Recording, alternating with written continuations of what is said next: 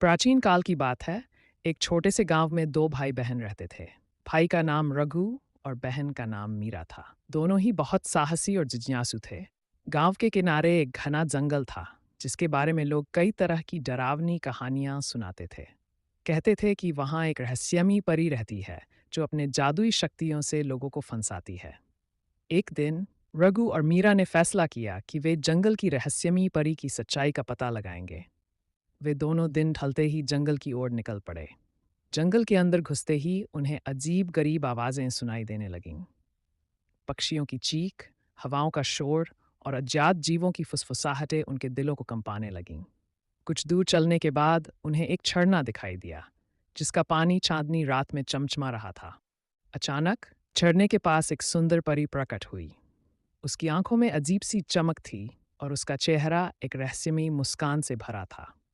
परी ने कहा, तुम दोनों को यहाँ नहीं आना चाहिए था, लेकिन अब जब तुम आ ही गए हो, तो तुम्हें मेरी एक परीक्षा से गुजरना होगा। रघु और मीरा ने परी की बातों को गंभीरता से नहीं लिया और उसकी ओर बढ़ने लगे। तभी परी ने अपनी जादुई छड़ी उठाई और हवा में लहराई। झरने के पास की जमीन हिलने लगी और देखते ही देखते वहां एक बड़ा सा गड्ढा बन गया। रघु और मीरा उसमें गिर गए और बेहोश हो गए। जब वे होश में आए, तो उन्होंने खुद को एक अंधेरे और ठंडे कमरे में पाया। वहां की दीवारों पर अजीबोगरीब चित्र बने थे, जिनमें खून और हड्डियों के निशान थे। तभी दरवाजा खुला और एक भयानक चेहरा अंदर आया। वह एक जादूगर था, जिसका नाम था विलेन। विलेन ने हंसते हुए कहा, तुम्हें लगा कि परी तुम्हें यहाँ लाई है? नहीं, यह सब मेरा खेल था। वह परी सिर्फ मेरी कठपुतली है। अब तुम दोनों मेरे कैद में हो। रघु और मीरा ने डरते हुए पूछा, तुम हमें यहाँ क्यों लाए हो? विलेन ने जवाब दिया, मुझे अपने जादू के लिए इंसानी बच्चों की आत्माओं की ज़रूरत होती है, और तुम दोनों मेरे लिए बिल्कुल सही हो। यह सुनते ही रघु और मीरा के चेहरे पर भय की लकीरें खिंच गईं, लेकिन वे हार मानने वालों में से नहीं थे। रघु ने कहा, हम तुम्हें हराने का तरीका ढूंढ लेंगे। विलेन ने हंसते हुए कहा, तुम्हारे पास सिर्फ 3 घंटे हैं। अगर तुमने मुझे हराने का तरीका ढूंढ लिया, तो तुम आज़ाद हो जाओगे, वरना तुम्हारी आत्माएं हमेशा के लिए मेरी हो जाएंगी। रघु और मीरा ने एक दूसरे की आंखों में देखा और हिम्मत बांधी।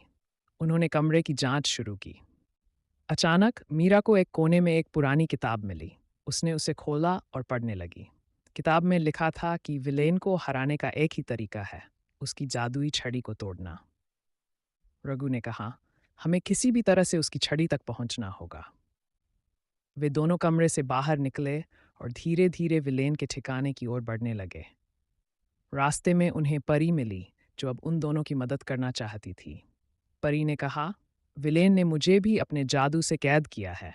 अगर तुम उसकी छड़ी तोड़ दोगे, तो मैं भी आज़ाद हो जाऊंगी। रघु और मीरा ने परी की मदद से विलेन के ठिकाने तक पहुंचने का तरीका ढूंढ लिया। जैसे ही वे वहां पहुंचे, विलेन ने उन्हें देख लिया और उन पर हमला कर दिया। लेकिन रघु और मीरा ने हार नहीं मानी। परी ने अपनी जादुई शक्ति से विलेन को थोड़ी देर के लिए रोक दिया। इस मौके का फायदा उठाकर रघु ने उसकी जादुई छड़ी को पकड़ लिया और पूरी ताकत से तोड़ दिया। छड़ी टूटते ही एक तेज रोशनी फैल गई और विलेन दर्द से चिल्लाने लगा। उसकी जादुई शक्तियां खत्म हो गई और वह वहीं पर गिर पड़ा। परी आज़ाद हो गई और उसने रघु और मीरा को धन्यवाद दिया। परी ने कहा, तुम दोनों ने बड़ी हिम्मत दिखाई है। अब मैं तुम्हें सुरक्षित वापस गांव ले चलूंगी। रघु और मीरा परी के साथ वापस गांव लौट आए। गांव के लोग उनकी बहादुरी की कहानी सुनकर बहुत खुश हुए। उस दिन के बाद वे दोनों अपने गांव के हीरो बन गए।